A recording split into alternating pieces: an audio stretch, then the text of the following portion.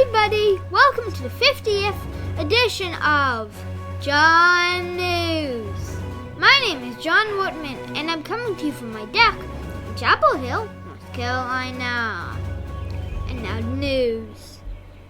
I reported last week that a lot more people are getting vaccinated for coronavirus. About 1 in 4 Americans have completed their coronavirus vaccine. There are some reports, however, that the vaccination rate has started to slow a bit. I think everyone should get a vaccine as soon as they can. There are very few side effects and not very many people at all are getting sick. But just getting a vaccine doesn't make you invincible to coronavirus. Please remember to keep social distancing, wear a mask, and wash your hands. In other news, Bill Bagshaw, the Canada correspondent for John News, has a report about how global warming is affecting the part of Canada where he lives. Thanks, John. Climate change is affecting us here in Alberta. In fact, our average temperature has increased 1.4 degrees Celsius. This is causing our glaciers to melt really quickly and for us to have less snow in the winter and less rain in the summer.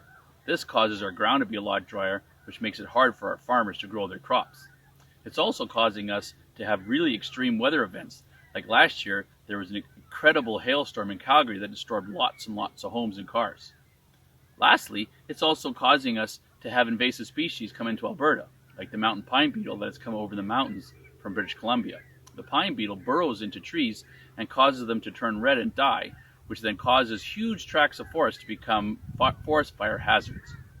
This is Bill Bagshaw from Edmonton, Alberta, Canada, reporting for John News. And now some good news. Global climate change is a major concern around the world. Luckily, there are scientists who are studying climate change and working to slow it or stop it. One of those scientists is Dr. Lindsay Smart. Dr. Smart works at North Carolina State University, and she is an expert in climate change. Hi, Dr. Smart, and welcome to John News. Hi, John. Thank you for having me. I'm excited about this opportunity to talk with you about climate change. How will climate change affect animals and plants in my lifetime? Well, John, humans are burning lots of fossil fuels for energy, in planes, in cars, to light our houses, and that's putting what's called greenhouse gases into the air. Those gases wrap around the planet like a blanket and make everything hotter. That's what we call climate change or global warming. Yeah. But climate change affects more than just temperature.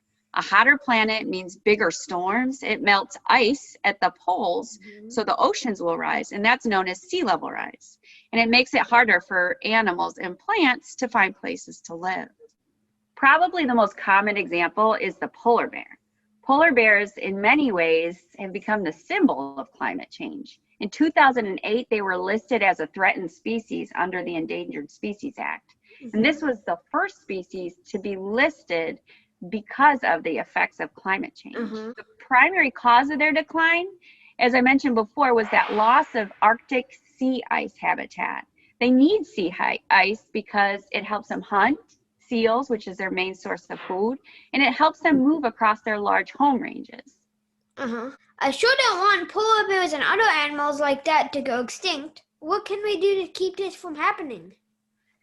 Well, John, climate change is a big problem, but we can do things as families and communities to help. One example is instead of traveling in a car, you can use public transportation, walk or ride your bike when you can. Just like I walk to school every day. Exactly. Reduce and reuse things as much as possible. Also, eating less meat and dairy. I think you just employed a meatless Monday in your household, right? Yeah. Yeah, that's a good one too. Is there anything else you want to tell my viewers?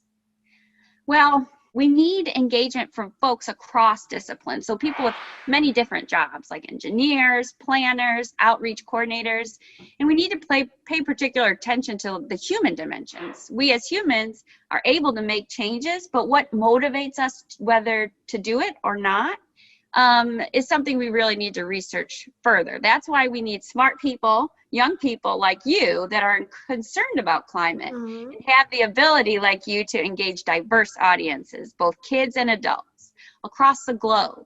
Yeah. And in fact, a recent study by colleagues at NC State showed that children are very effective teachers in educating adults, particularly their parents, about climate change. So keep talking to your parents and other adults about climate change. Yeah.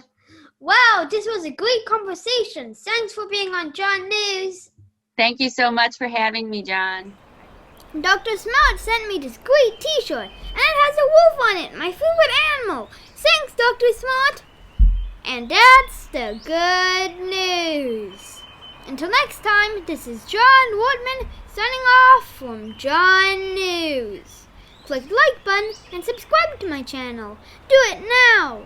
If you do that, a wolf pack will never gobble you up for a midnight snack. Phew! And leave me a comment. I always read your comments. So long, everybody. Bye! Oh wait, my mug's empty. Refill, please. Oh, whoops, sorry, here you go. Okay, thanks. So long, everybody. Bye!